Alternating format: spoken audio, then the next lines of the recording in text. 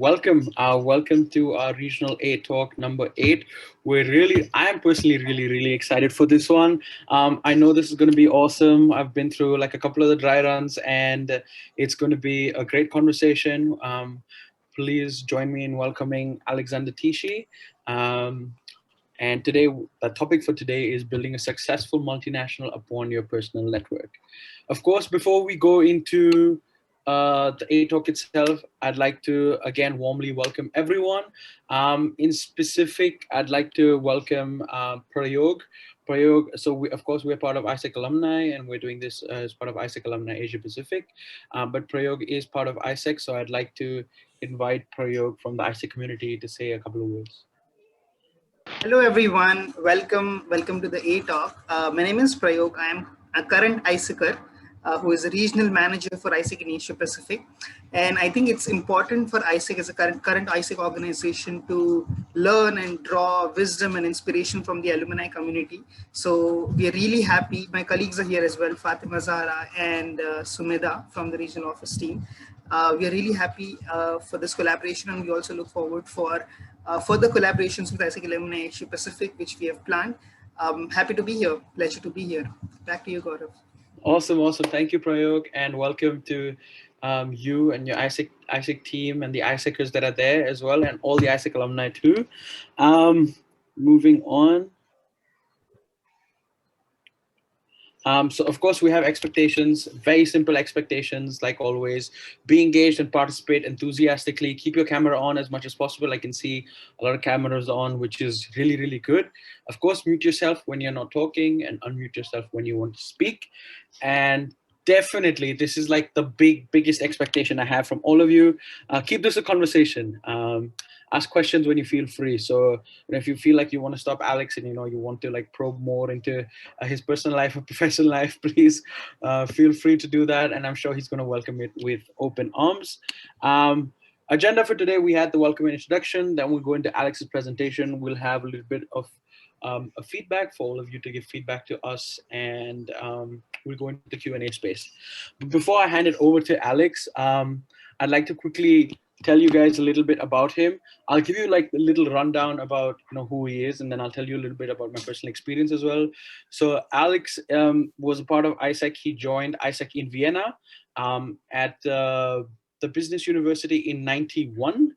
And then he went on to take a lot of roles in AIESEC, all the way, from being MCVP, which is like a national vice president, to being on the support team for AIESEC International, to being a member of AIESEC International. And finally, I think this is one of the, of course, he's been a part of the board of advisors, or like the board of AIESEC Alumni International as well. And he was also the president of AIESEC Alumni International from 2016 to 2019, which is a really cool position to hold as the president of the whole alumni community internationally. Business-wise, he started working, of course, in 1990. He started his first business in 1990, and then he went on to start RADIX in 2002, which he'll tell you more about through the course of the presentation. And of course, he's been involved in quite a few startups from 2002 to 2013. A little about his personal life, I'll tell you guys.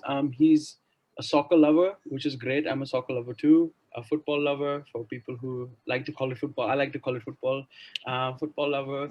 And he was a professional player as well, in the Austrian lower leagues, which is really cool. He's been a fitness coach and also is a music and dog lover, which is really cool. Personal experience, I had one of the most fantastic experiences working with any speaker.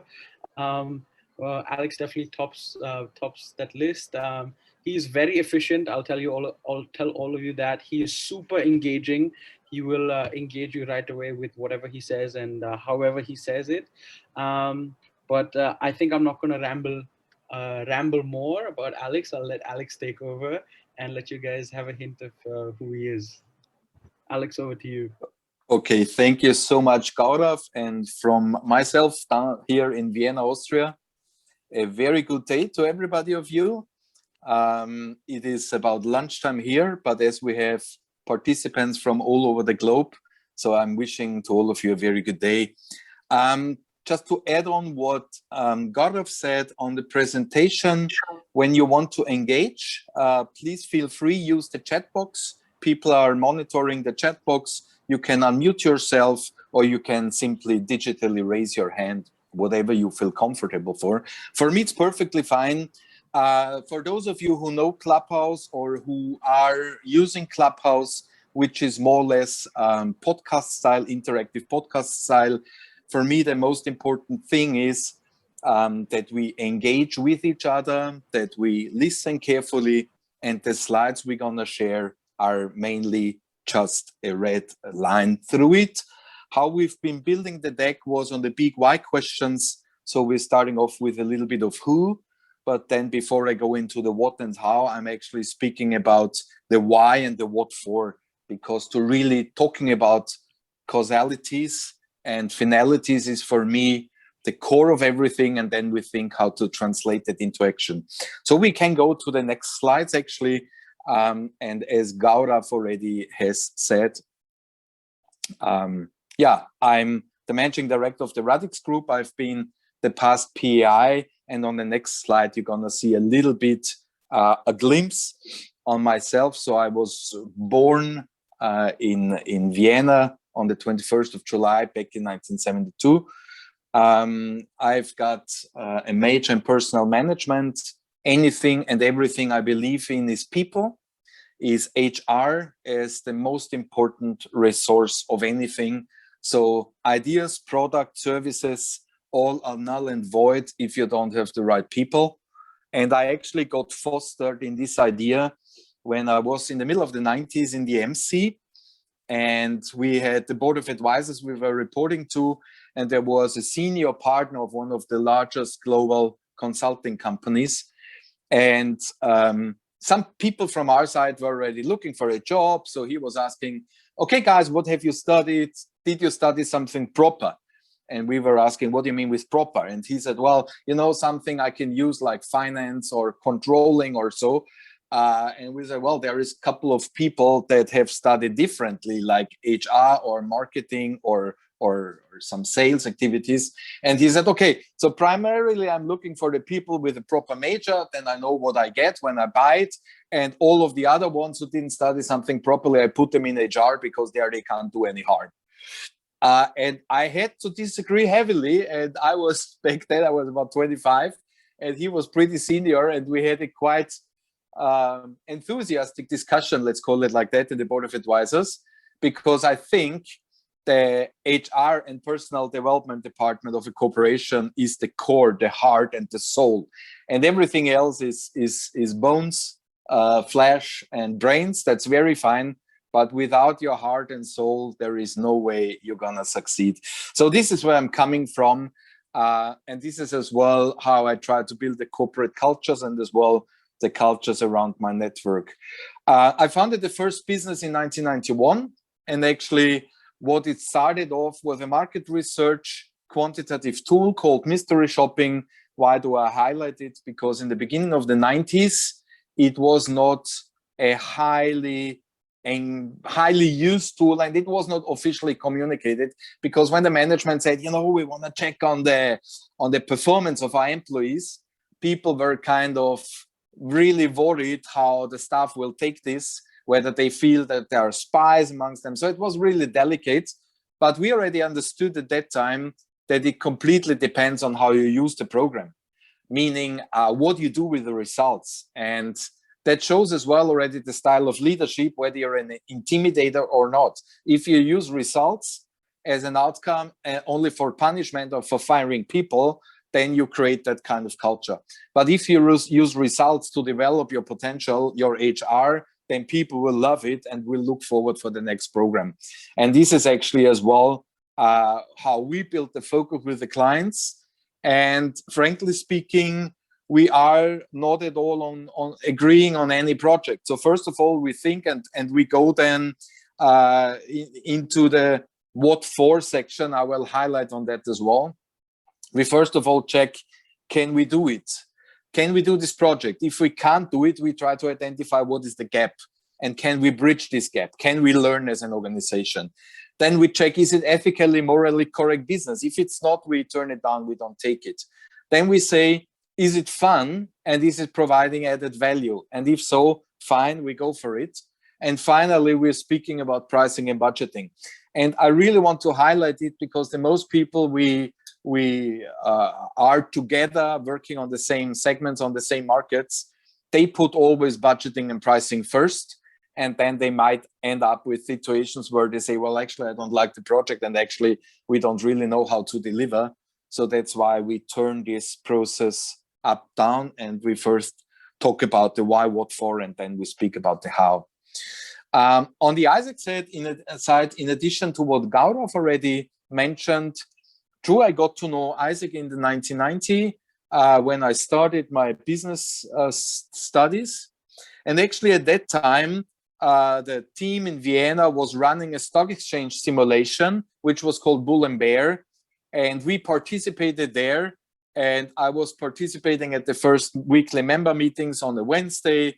And the local committee of Vienna had about 50 members at that time. And I was pretty amazed. But frankly speaking, I understood that you can give the utmost and you can take out the utmost of this, our beloved organization, if you really give all you can give. So for me, doing AIESEC was never a part-time or side activity. It was more or less always an all-in approach. So I understood that I maybe not to completely depress my dearest parents, which I love very much, that I first focus a little bit on my studies, at least on the bachelor side, and then I'm going into AIESEC. And that was actually a pretty right decision, because from 94 onwards, I was mostly doing AIESEC 10 years full time, working on the local level, 2 years on the national level, 4 years as a support for AI. And as Gaurav said, nowadays, everybody takes it for granted that everything is online available. But when we actually did, in the mid of the 90s, there were about 2 million servers internationally communicating to each other. And our server was one of them.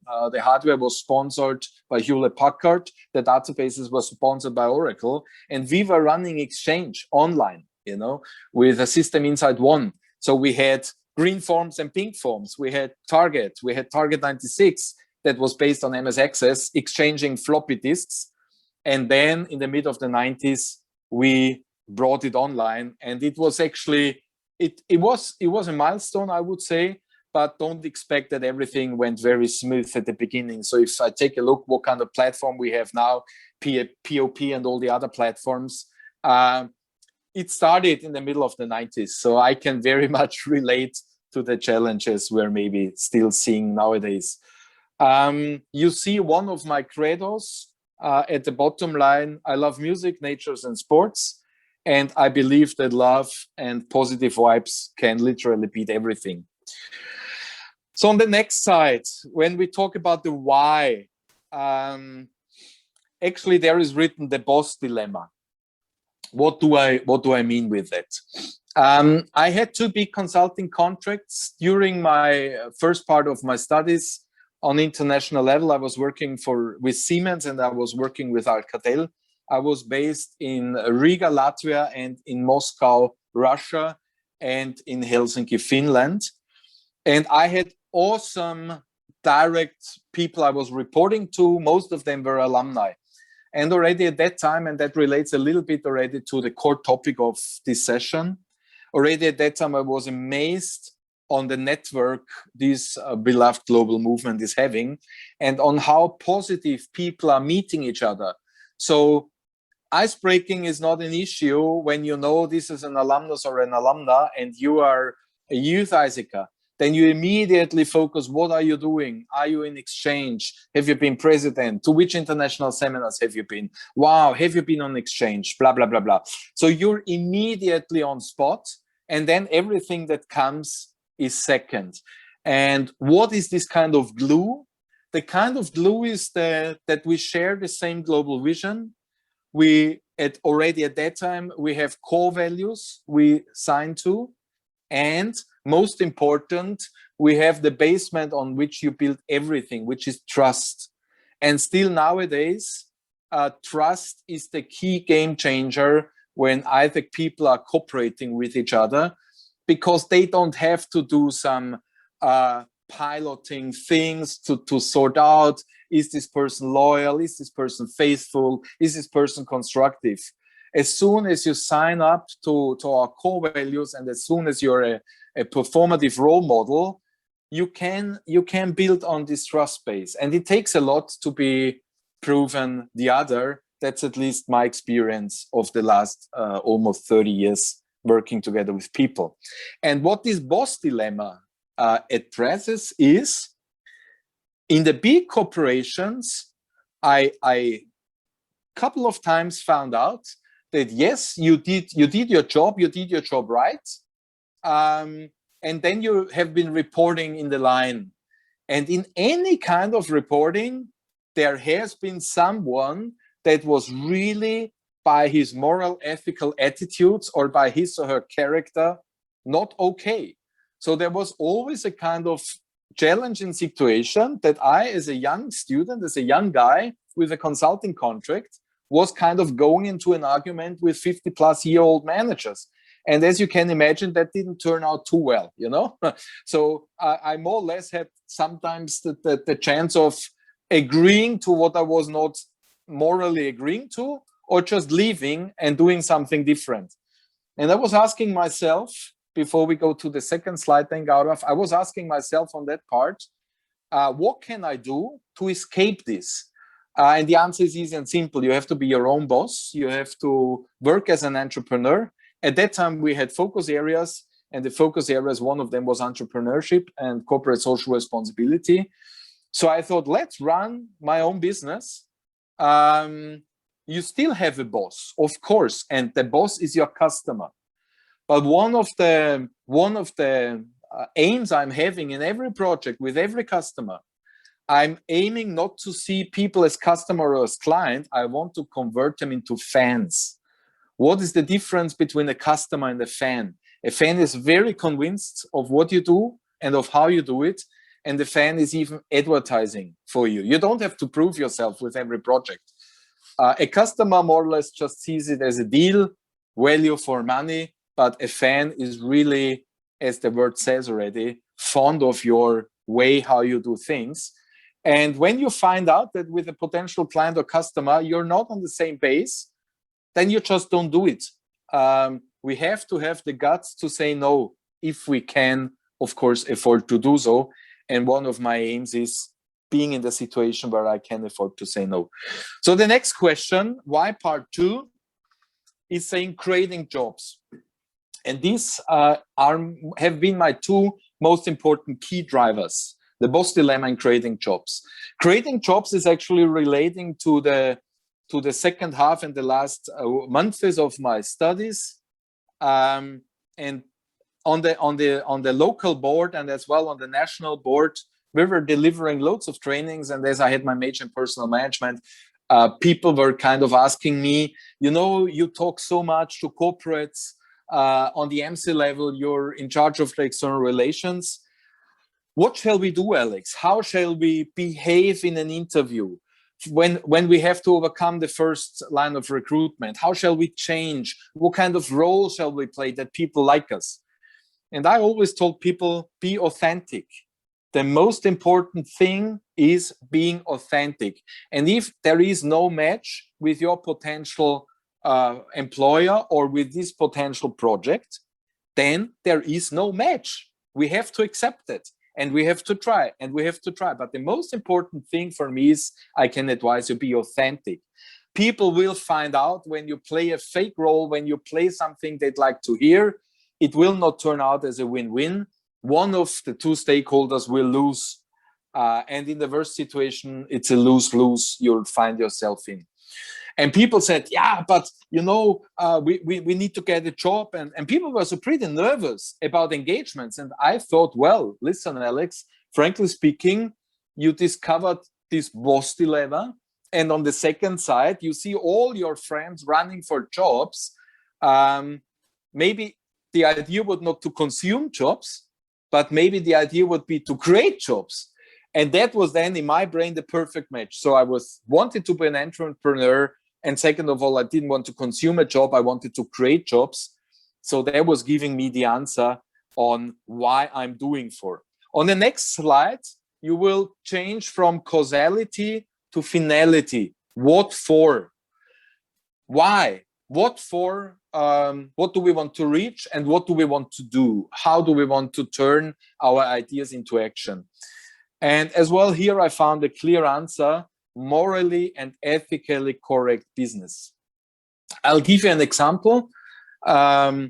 When we started actually with RADIX in the beginning of the new millennium, we had a big état. We were working with one of the biggest international mobile operators, an Ibero-American company that's as well very strong in Spain and other Ibero countries. And they actually prepared a market entry for Central and Eastern Europe. And we were the agency doing below the line marketing for them. So anything with events, guerrilla, giveaways, merchandising, etc., etc. And we had a situation where we were about to design a new merchandising portfolio. So gear, cups, mugs, caps, whatever. And we were discussing client side with the marketing responsible.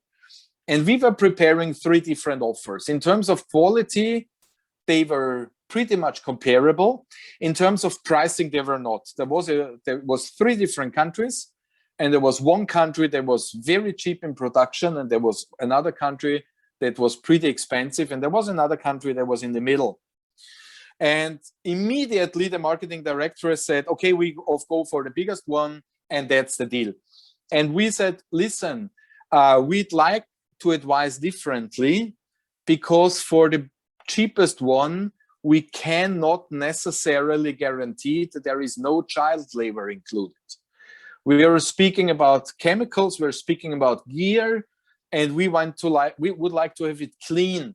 And they said, yeah, but listen, we are a price-driven company, so we have to go for the cheapest one. And I said, no, you shouldn't go for the cheapest one. You should go for the best one. And the best option usually is not necessarily the cheapest one, but it's a combination between quality and quantity, meaning price. And they said, well, how can we compensate on the delta we pay extra? And I said, well, create a story, create a best practice. Speak with your PR people and say, listen, we on purpose decided to go for that product. We went into a partnership with this company. We even visited the factory where they are producing it.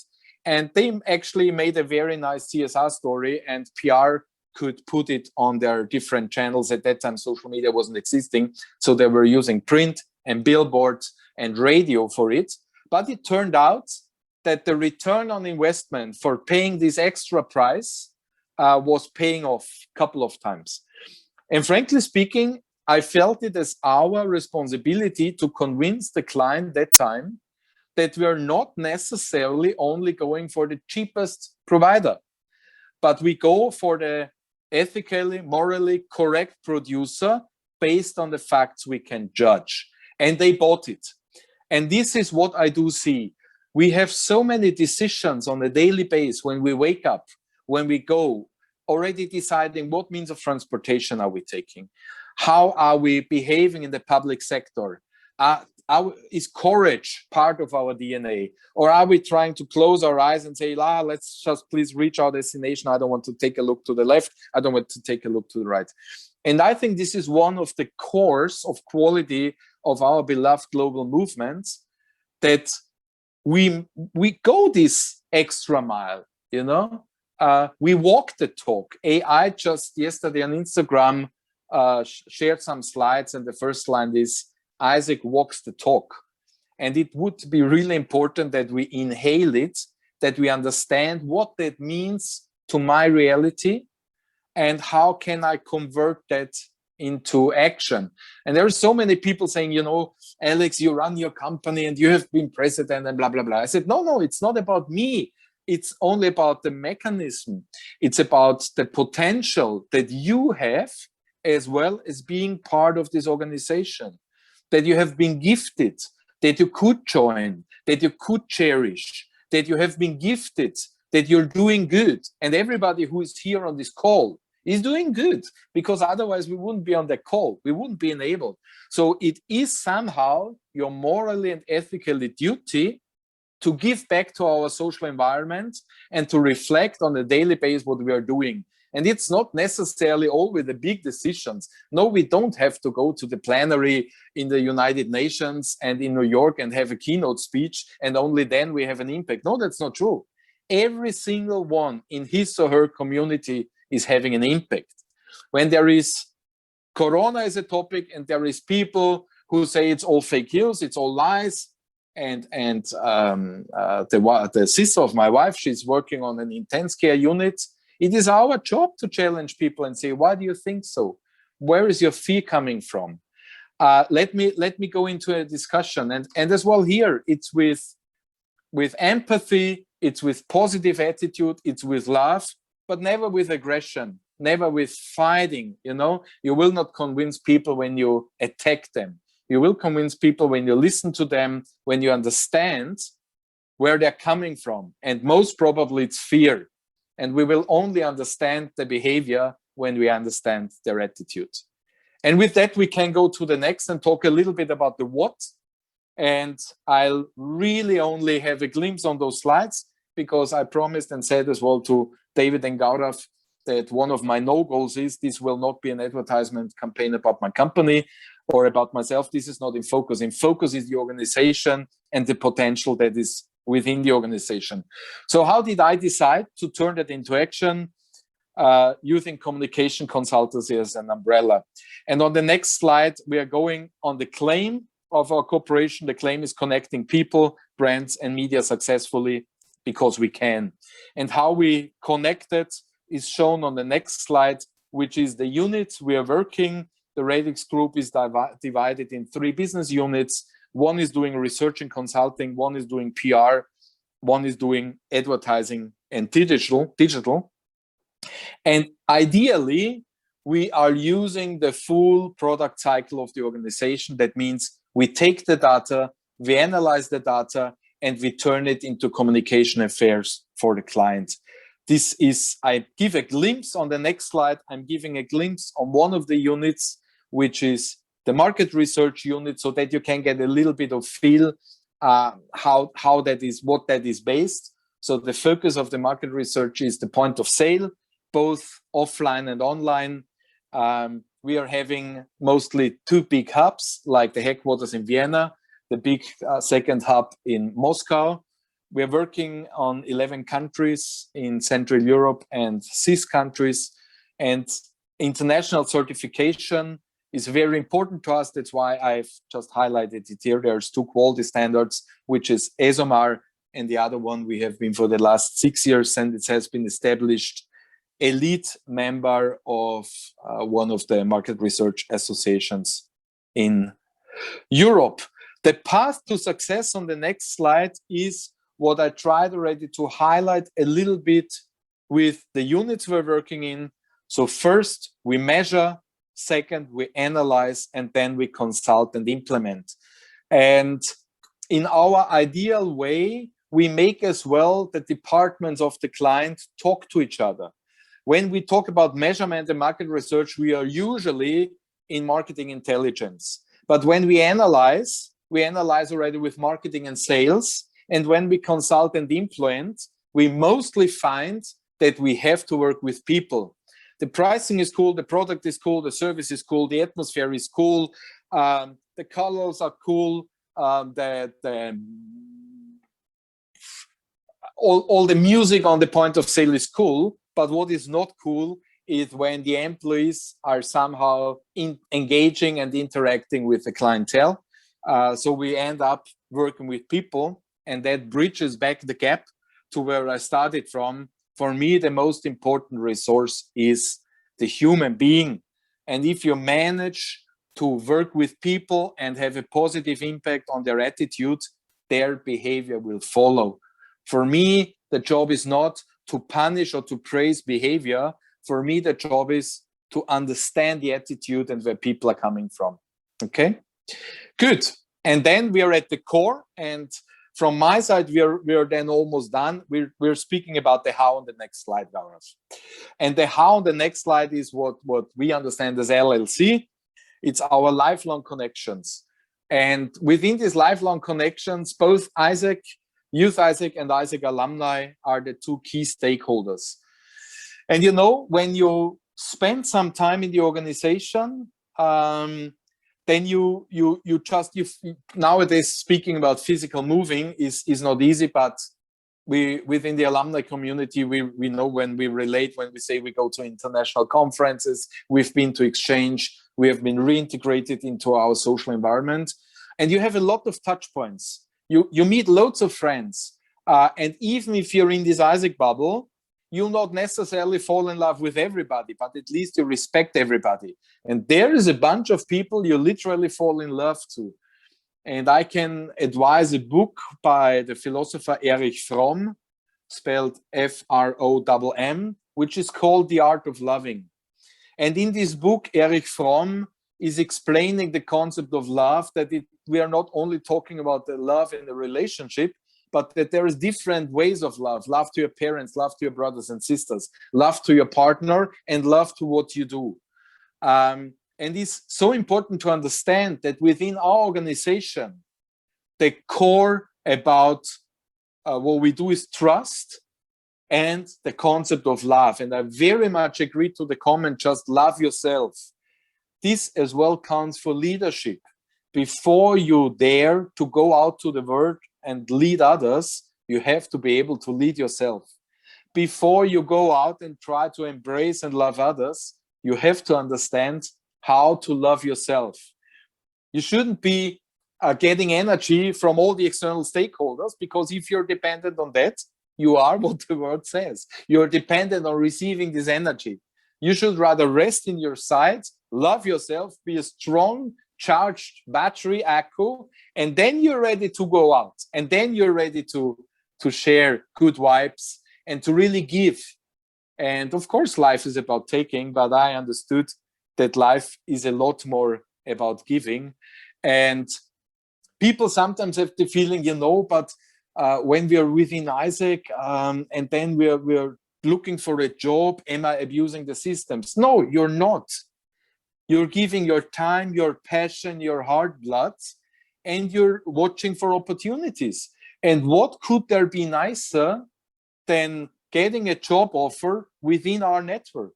It's amazing. Or cooperation, doing business exchange. Some people say, well, AIESEC is not here for doing business, which is hard. We are here to change the world and la, la, la, la. And where is the constraint? I think if you have two leaders, if you have two correct entrepreneurs doing business with each other, the impact those two entities have is by far higher than the impact they have if they run on their own. So yes, we are here to engage. And how did I build it up? I just was working 10 years full-time on international level, half of that time. And within my engagement with AI and with my engagement having been 2 years in a foreign MC, I just found a handful of people that were so bright people that when we left university, we were just talking to each other that we should do something together.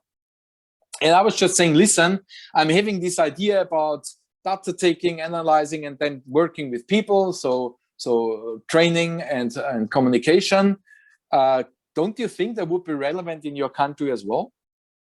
And they said, yeah, that would be cool. And I said, well, could we do it together? Could you get a license to deliver? And they said, yeah, why not? Let's try it. And you need a seed client, you need a seed project, and then you get a second, you get a third, and then out of a sudden it's sustainable. And still nowadays, we're super lean. We have a country manager, we have a project manager, we have 3 hub countries, and then we deliver in all the other countries. And all the people who are key people in the organizations are AIESEC alumni or alumni. I got to know during the 90s. And this is the second glue in addition to trust. I found a lot of friendship. When I would condense AIESEC to one word only, I would say the USP is really friendship. and friendship bases on trust. And some people say, I'm on purpose not doing business with friends because it becomes complicated. Some people say, I'm on purpose not working with my husband or my wife in the same corporation. And I experience the opposite. I'm doing a lot of business with my friends, and we have a very straightforward communication culture that some people might even feel is a bit rough, but it's very honest. And one of my most important international project managers is my wife. And she's been working with us 18 years now in the company. And we are happily married. And when we're at home, we only have quality time because we don't have to ask ourselves, how was your day, honey? I know how your day was. And she knows how my sorrows are. So we talk Turkey on the first moment when we have quality time together. And that just feels good. And I hope that it will stay like that. And, you know, on the next slide, which is my pre-last slide already, so many people are waiting for a sign. So my dear friends all over the globe, if you are waiting for a sign, this is it.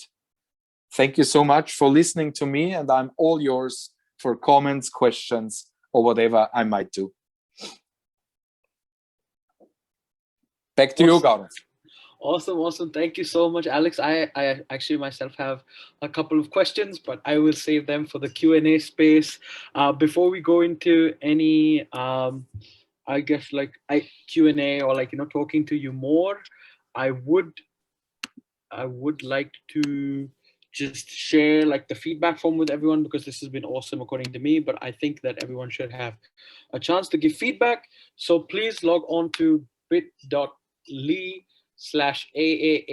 which is AIESEC Alumni Asia Pacific. So AAAP Feedback 8, because this is our 8th Regional A-Talk.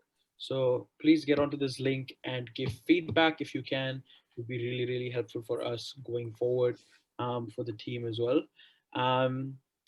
I will come back to this slide and keep it on. I just wanted to announce also our next Regional A-Talk is Mr. Vikram Gandhi, which is going to happen in May. So next tentative date set is 16th May 2021, which is a Sunday, of course, like we have it on every Sundays. The link to register will be sent out on all the WhatsApp, Facebook, email channels, you know, through your NAA leaders that you've been getting, you know, in the recent past as well. So please keep a lookout for that. He's a senior lecturer at Harvard Business School. So I think that's going to be, and he's a pretty notable AIESECer too.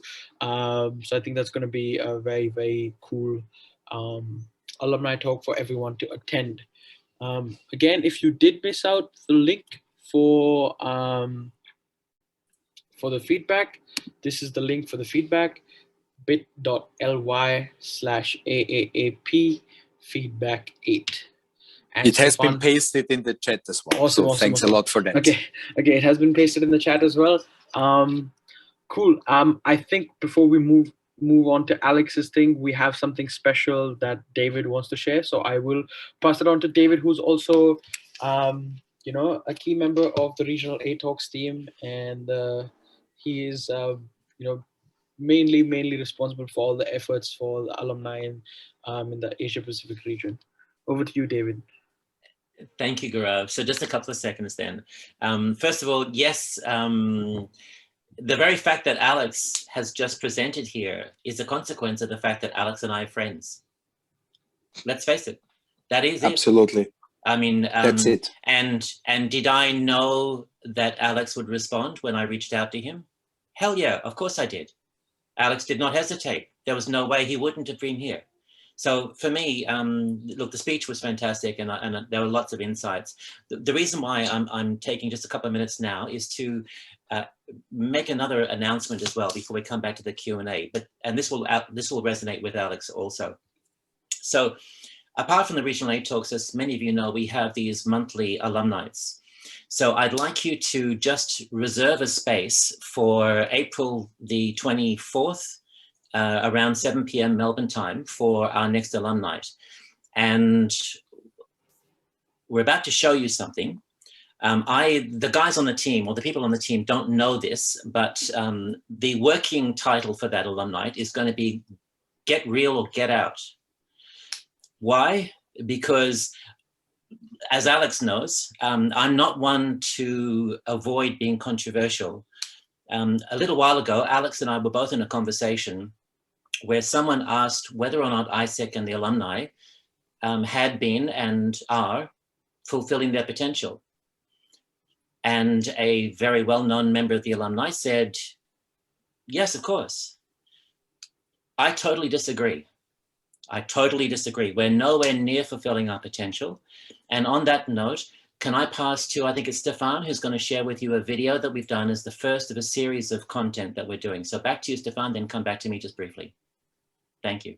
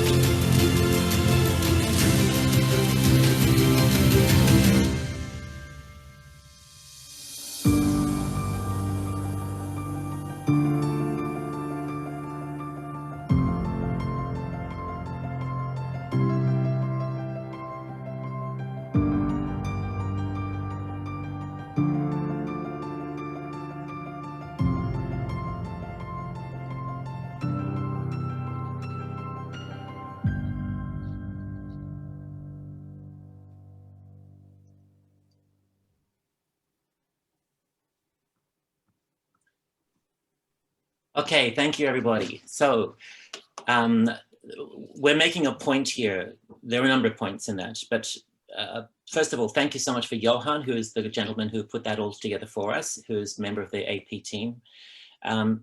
But I want you to consider that video as a conversation starter. So the alumni that we're going to have next weekend is going to focus on difficult questions. The issue of this being a lifelong journey, being impactful, politics.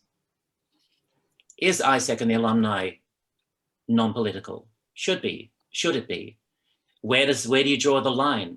How do we actually make sure that we never become complacent? How do we really have impact on the world around us? How do we use what Alex has just shared with us to ensure that our alumni network serves us in terms of both our careers and our purpose? So I would invite you all just to keep a space, if you can, for next Saturday, so that's April the 24th, 7 p.m. Melbourne time, and we'd love to see you there. And it's going to be a very interesting conversation. Thank you so much. Back to you, Gaurav.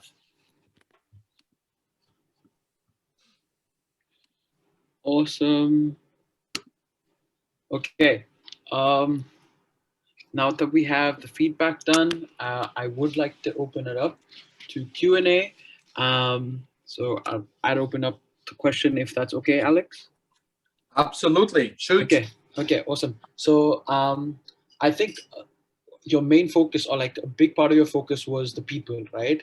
A lot of people talk about, okay, you know, customer is king, and maybe that, I guess that idea has been changing over time. But my question to you is, if it comes as a this or that, would you focus on the customer or like your employees or like the people that you're working with? And how would you kind of manage that? Well, frankly speaking, I wouldn't see it as an either-or question. I would see it as an and question. Every project, every client is discussion.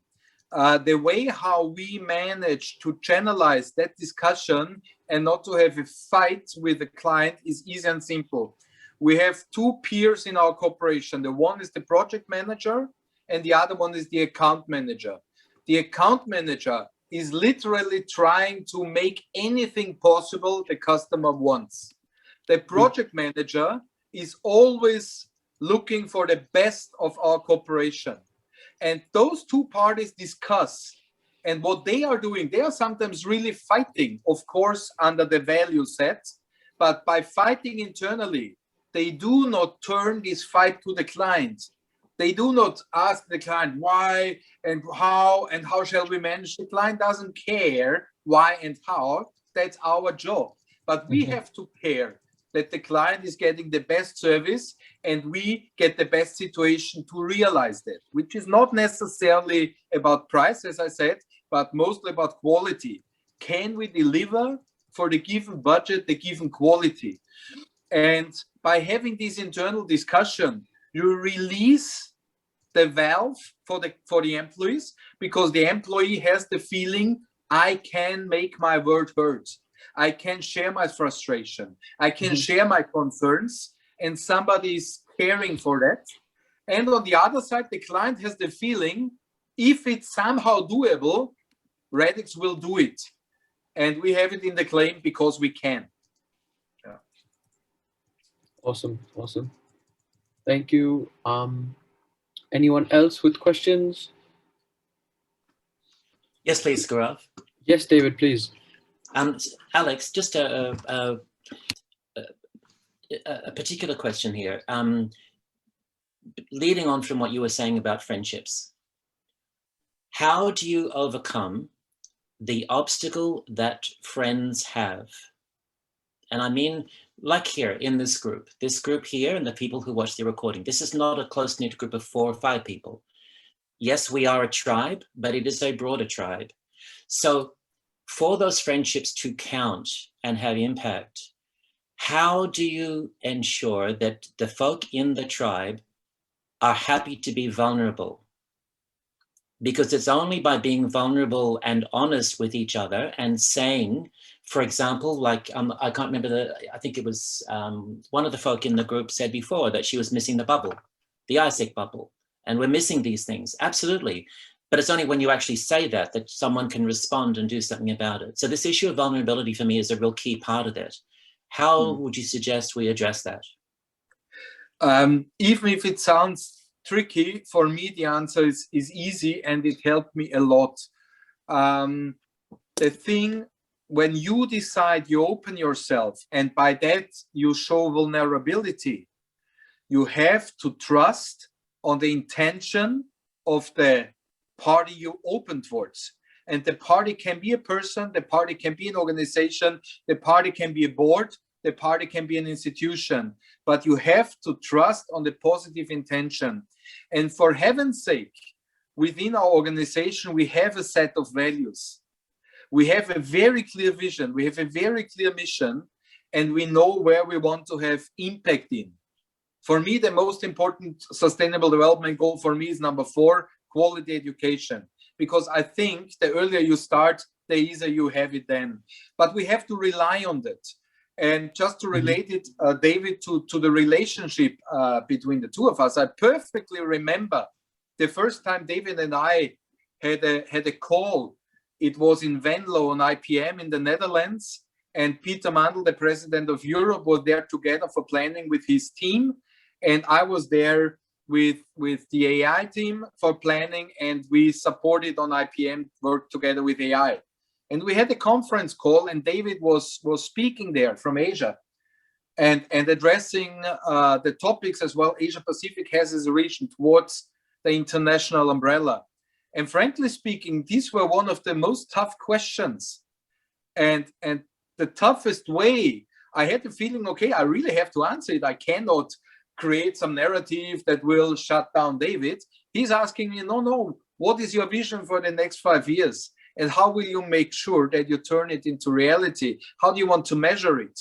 And David brought it with such a nice, warm, and young voice that whatever David would have told me, or however hard he would have questioned, I always would have had the trust that this person is doing it in the best intention. So no problem at all to open up, no problem at all to say, listen, we are not yet there. Listen, there was a mistake. Listen, we failed there. Failure is no problem at all, but you have to stand up and try it again. And when you have people that support you, and the relationship, for example, with David was growing because I was seeing what he is managing in the region, how much heart and soul he's giving to this organization. And I want to help that shows fruits. And David, on the other side, he saw that I'm not doing this for my CV, but I'm in there with my heart, my soul. I've been crying. You know, there is nothing wrong to show emotions, but you have to know how is the audience around you where you allow these emotions to show, because by that you're not the tough manager. No, I'm not a tough manager. I hope to be a good leader, but I suck. You know, I'm the worst person you can imagine in change management.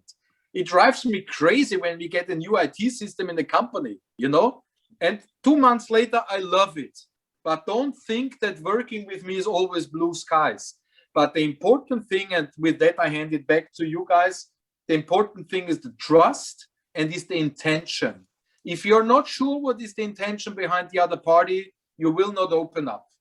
But sometimes it's as well important to try it out and to fall down and to understand, I've been hurt now. Obviously, the intention was not very fine. So what is my learning from that? It is not a waste of time. It is not a waste of energy investment. We have to analyze it and learn from it and say, what can I do better the next time not to be hurt? Sweet. Awesome. Thank you. Thank you, Alex. I mean, I think it's been pretty blue skies working with you, to be honest.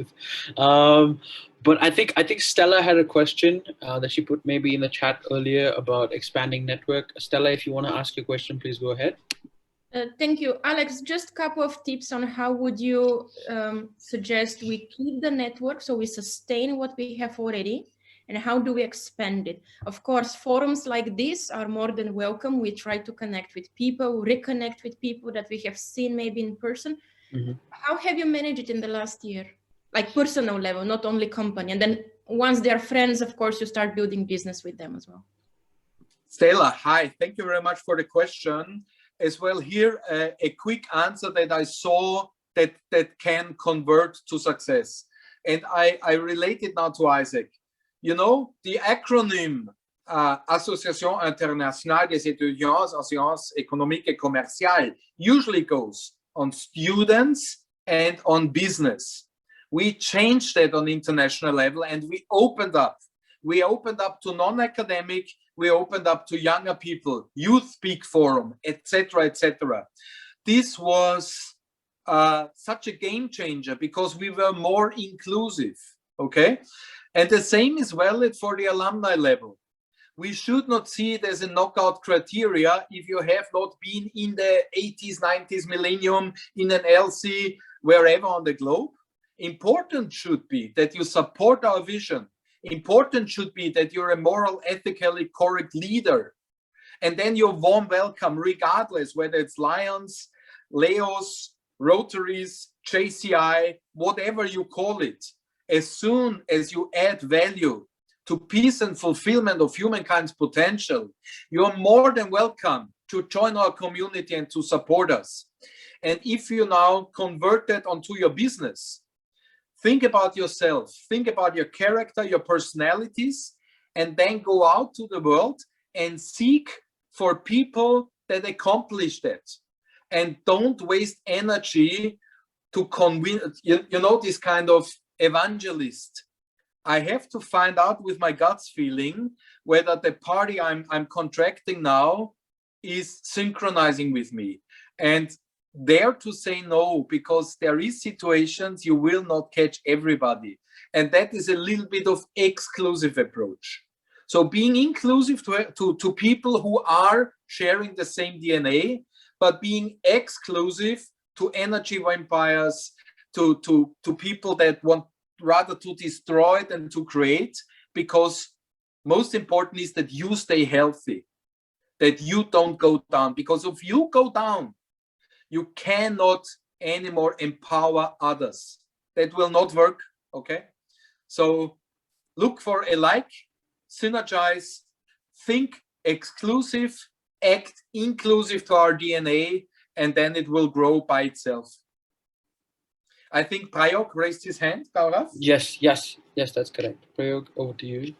Yes, Alex. Thank you so much for the talk. I think I'm learning a lot, and I'm sure that through your AIESEC experience, you've had such a profound learnings, how you were able to convert those into your professional life as well. I love the fact that how you mentioned about going from the boss dilemma and instead of consuming jobs to creating jobs, and being authentic is the key message which you share. My question to you, Alex, is like, as you've been associated with the organization in the current times as well, like in the current times, we as an organization are forced to innovate to make sure that our impact, like we stay relevant, and also we remain the key youth leadership movement in the organization. So based on your experience, what is the advice you would want to give for the organization to stay authentic to youth leadership development and communicate that? We are having that on the plate in the supervisory group of AI, reoccurring. Now, of course, it's even more to the bone because of COVID. When we do things and when we design things, and I'm currently working with Chris, the MCP of Austria, on a new package for corporate engagement, we always have to think for mutual benefit. You know, when you're a journalist and when you think to write a story, then this story has to be appealing to your audience, to your target audience. When I'm creating services as an organization, it has to be relevant to my key stakeholders. One is my members. It has to be attractive and adding value to them. And the other one is my partners. And public sector is one of the partners. Corporate sector is one of the partners. Family, friends, partners, spouses, you know, husbands are stakeholders. And as soon as I start to think as well in their mind, what is in there for them? What is adding value to them? And then I play it back to myself. Can I deliver that? Can I add on to that? And if the core has been exchanged for very obvious reason, but the core product is crippled, let's not expect that anybody from the external is giving us a solution. We have to find out what do we need to produce to attract and keep and sustain our members, and what is at the same time making a positive difference to the world. And by understanding this positive difference, you should understand what is our key assets. And our key assets is people. Our key assets is network. Our key asset is reach. Our key asset is positive energy. And this is something that the corporate sector, that the public sector is lacking. They look for network. They look for bright HR. They look for positive people. They look for people who first think about the what and what for, but not first think about, does it pay off for me, you know? And if we understand that, and if we deal with our partners in a very honest way, that's the way to go. And for me, there was nothing wrong when I was external relations on the MC in Austria. There was nothing wrong asking my corporate partner, what would you like to see? Define your portfolio, and I will then contribute and say, what of that can I realize, and what of that do I want to realize? Because whether I can or whether I want to is not necessarily the same thing. But you know, this honesty and this transparency in communicating with each other, that's it. Back to you, Gaurav. Awesome. Okay, cool. If anyone else has one more question. Prayog says, thank you for the answer. Thank you, Alex. Anyone with one more question? if you cannot speak or don't want to speak, you're more than feel free to put it in the chat and we'll read it out for you. We see Fatima has raised her hand. Yes, please go ahead, Fatima. Good morning, everyone from Morocco. I'm Fatima Zara. I'm Prayok's teammate from the Regional Office of Asia Pacific. Welcome. Thank you so much. And thank you, Alex, for the session. It was very insightful. Prayok's question was more about the organization. My question will be more about the people, especially the people that are about to sign out from the AIESEC experience. And my question is like, what would be your advice for them to be authentic? Because what I have observed throughout the years I spent in AIESEC is like sometimes people get confused between their personal values and the values of the organization, and find it a bit challenging to detach and like find themselves as an individual when they get out of AIESEC and spend some time rediscovering themselves. In that sense, what would be your advice for the people signing out from the AIESEC experience very soon? Thank you very much, Fatima. Quick comment. When you're saying signing out of the experience, for me, as long as you live as a human being, and as soon as you decided to sign in with AIESEC, it is your decision how you continue this lifelong journey. When you say signing out, for example, from the MC, from the LC, from AI, from a director's position regionally, it means you change your responsibility to something else. It could be that already in June, you are working within the Middle East Africa region, you're working within Asia Pacific, within Ibero-America, Europe, AIESEC Live, on a complete but different engagement that lets you continue your journey as well operative for the organization. It's completely your decision. And this is one of the opportunities our organization has. And this is brilliant.